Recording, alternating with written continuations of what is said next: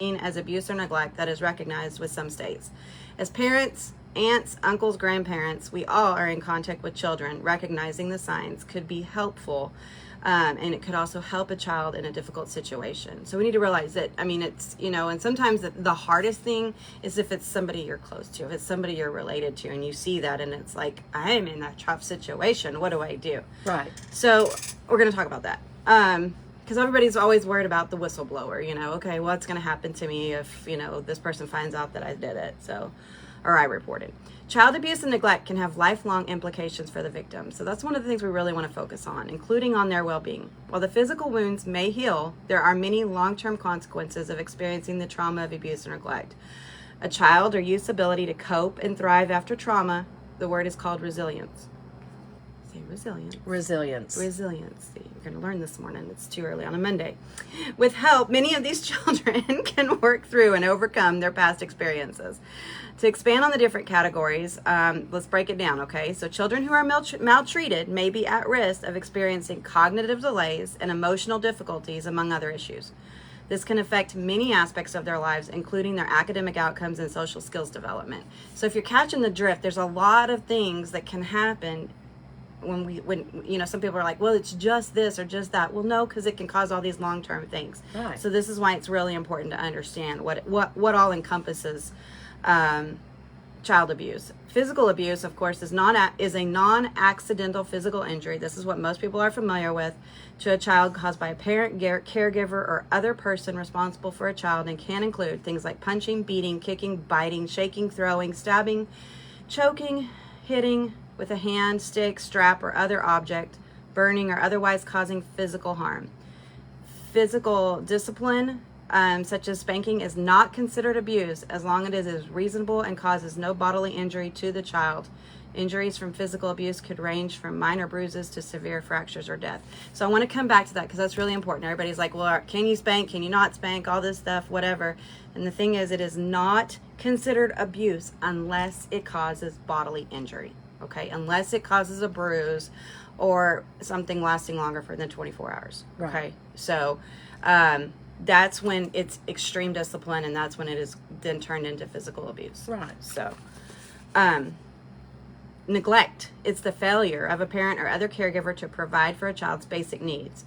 Neglect generally includes physical, that's pretty simple for most people when you think of providing their food or shelter, lack of appropriate supervision. Medical, which is providing necessary medical or mental health treatment, withholding medically indicated treatment from a child with life-threatening conditions.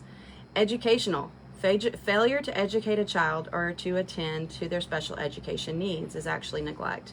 Emotional, inattention to a child's emotional needs, failure to provide psychological care, permitting a child to use alcohol or other drugs. So if you are permitting a child, or you're not attentive enough, which then leads to the child using alcohol or other drugs, then again, that can be neglect as well. Sexual abuse, that can include activities by a parent or other caregiver, such as fondling, penetration, incest, rape, sodomy, indecent exposure, and exploitation through prostitution or the production of pornographic materials. That's hard to hear on the radio, and I'm sorry, but it's something that we need to be aware of. Yeah. I mean, absolutely. I don't want to just scoot by that and be like, oh, it doesn't exist, because it does. And those are huge things, and we're seeing more and more of that in children. So it's definitely out there. Emotional abuse, or often some people will call it psychological abuse, is a pattern of behavior that impairs a child's emotional development or sense of self-worth. It may include constant criticism, threats, or rejection, as well as withholding love, support, or guidance. Abandonment is considered in many states a form of neglect. This is kind of a thing that people don't really understand. In general, a child is considered to be abandoned when the parent's identity or whereabouts are unknown.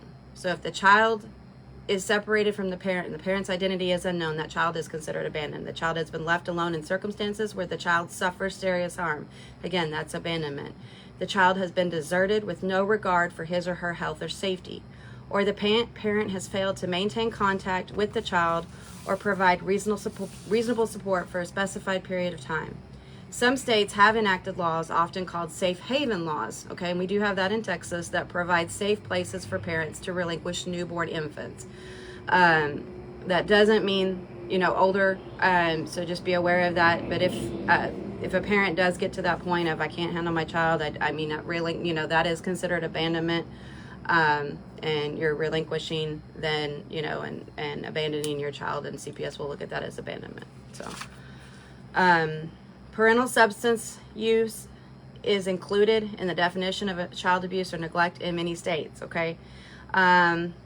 Related circumstances might include exposing a child to harm prenatally due to the mother's use of legal or illegal drugs or other substances. This gets into a political discussion that I'm not going to get into today. Right. However, until the child is actually born, if that child is born with a positive drug test, then at that point, usually you're going to see, an investigation take place or something of that nature.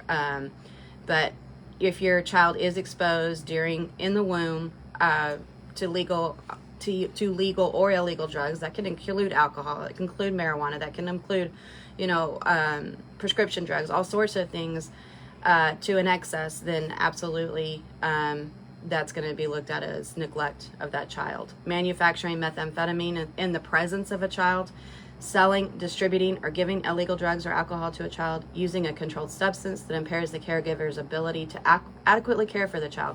That's kind of a thing that, people are like, what do you mean by that? Well, okay, if I just drink one, if I just do this, or I just do that. No, if there is not an adult present watching that child that is sober, then you are leaving that child unsupervised. Okay, so in any situation you have, you need to make sure that there's one individual that is sober. If you're drinking or whatever, you need to make sure there's one individual that is truly sober, that's attentive. And even one glass can inhibit reactions, even one glass of wine, even one glass of whatever. So just be aware of that. It doesn't take much to have that slowed and delayed response. No, it doesn't. And you don't want to be at fault for something because you decided to partake of one glass of wine when instead of being aware of what might be going on with your child. Human trafficking, we're hearing more and more about what that is. We're seeing it more and more in these small towns too. It's considered a form of modern day slavery and includes both sex trafficking and labor trafficking. Sex trafficking is recruiting, harboring, transporting, providing, or obtaining someone for a commercial sex act such as prostitution, pornography, or stripping. Labor trafficking is forced labor, including drug dealing, begging, or working long hours for little pay. Although human trafficking includes victims of any age, sex, race, or socioeconomic status, children involved in child welfare, including children who are in and out of home care, are especially vulnerable.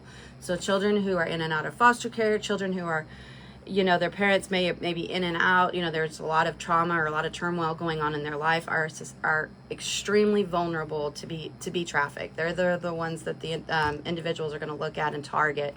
They're going to be that easy prey, so to speak, because we can give them attention that they're not getting. Right. So it's huge, and it's becoming a bigger and bigger problem. Never in my life, when I started as a social worker 100,000 years ago, did I think that I would be seeing just rampant acts of human trafficking. It really hasn't been that long, but it feels like it. I think it's been over 20 years, but anyway. Enough to be qualified. Yeah, anyway. Before going into the signs of abuse, let me talk about the signs of maltreatment, okay? Maltreatment can include sudden changes in behavior or school performance, okay? Has not received help for physical or medical problems brought to the parent's attention. Has learning problems that cannot be attributed to specific physical or psychological causes. Is always watchful as though preparing for something bad to happen. Lacks adult supervision. Is overly compliant, passive, or withdrawn. Comes to school or other activities early. Stays late and does not want to go home. Is reluctant to be around a particular person, or they disclose maltreatment. All right, physical abuse signs. Most of us know what these are, okay? But signs that these can be happening: unexplained injuries, fading bruises, other noticeable marks after an absence from school, seems scared, anxious, depressed, seems frightened of his or her parents and protests or cries when it's time to go home, shrinks at the approach of adults, shows changes in eating and sleeping habits, reports injury by a parent or another adult caregiver, also abuses animals or pets. or siblings. I want to add that in there. So they may be acting out what they are receiving. Ah. So if you see like they're around animals or pets and they're really, really violent with them, that can be a sign. I'm not saying it's 100%, but it can be a sign that they are seeing or experiencing their own physical abuse. And Right. sometimes that can be seen. Even domestic violence can also, it is considered neglect, by the way, children witnessing domestic violence in the home. So, but if they see that, then they're going to act that out. All right, so neglect. Frequently absent from school, begs or steals food or money, lacks needed medical care, including immunizations, dental care, or glasses, is consistently dirty and has severe body odor, lacks sufficient clothing for the weather, abuses alcohol or other drugs, states that there is no one at home to provide care. Okay. Signs of sexual abuse, that they may have difficulty walking or sitting, experiencing bleeding, bruising, or swelling, suddenly refuses to go to school, reports nightmares or bedwetting, experiences a sudden change in appetite, demonstrates bizarre, sophisticated, or unusual sexual knowledge or behavior, becomes pregnant or contracts an STD, particularly if under the age of 14, running away, reports sexual abuse by a parent or another adult caregiver, attaches very quickly to strangers or new adults in their environment. And then finally, signs of emotional maltreatment. They show extreme in behavior such as being overly compliant or demanding, extremely passive or aggressive, is either inappropriately adult, such as they tend to parent the children, or inappropriately infantile, meaning that they act more like a baby, they're frequently rocking, or there may be some head banging, just things of that nature. They're delayed in physical or emotional development. They show signs of depression or suicidal thoughts, and they report an inability to develop emotional bonds with others. This is huge when you look at the development of a child in the first few years of development. If they've had trauma at a young age, they're going to have a difficult time developing and understanding social bonds. So that's one of the big things when you look at children under the age of 5, especially if they've had trauma during that time with a caregiver. Sometimes they have a difficult time learning how to bond with other people. In the state of Texas, guys, we are all, even though I have a license, everybody is. Shannon, everybody, you look around you look at your neighbor, everybody is a mandated reporter to report any suspected abuse. This is state law. Okay, if you suspect, this doesn't mean you have to know, okay? If you suspect any type of abuse might be going on, you can file a report through your local CPS office. There's national hotlines. There's a website. There's an abuse. There's the state. I'm going to give that out here, and we'll post it on Facebook also. The state abuse hotline, which is National Abuse Child's Hotline, but there's also for Texas, the reporting hotline as well. So you can do those online. And even though I know people are afraid, guys, but I would encourage you to give your name as a reporter, because it is mandated to be kept confidential. People might guess, but you don't have to confirm that. You don't have to confirm that you reported anything. It is mandated that it's kept confidential.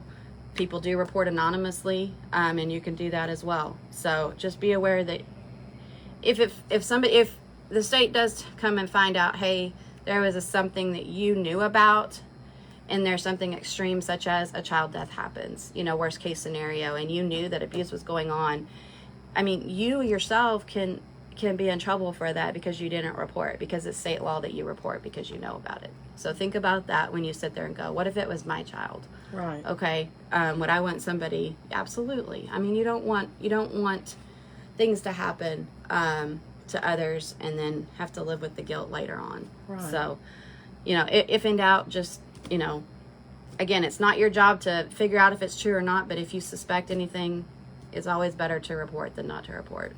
So again, April was Child Abuse Prevention Month, and I really wanted to hit on that because it's such a big aspect and a big thing. And, again, at Hope Counseling of Texas, we're here for y'all. Y'all are going to be getting ready for summer soon. Some of us are getting out of school a little bit earlier than others. Pray for me. How many boys do you got? I have 3 at home. 3 at home boys. 3 at home.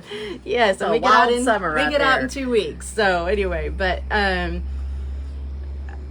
we are still, seeing people in person. We're still taking patients, so please give us a call. Contact us on Facebook, 325-356-0075, or 325-356-1105. If there's anything we can do, we've got offices in Comanche, Hamilton, Dublin, and Eastland. Anyway, so if there's anything we can do to help you, even if you just need some resourcing or just, ideas of where to go for specific things, we're here for that as well. Absolutely. Well, we appreciate you coming in, Cynthia. Thank you. Again, you can find her information on this post. We will link it when we post the video. You can catch, if you missed anything, on our Facebook page, 94.3 The Ox.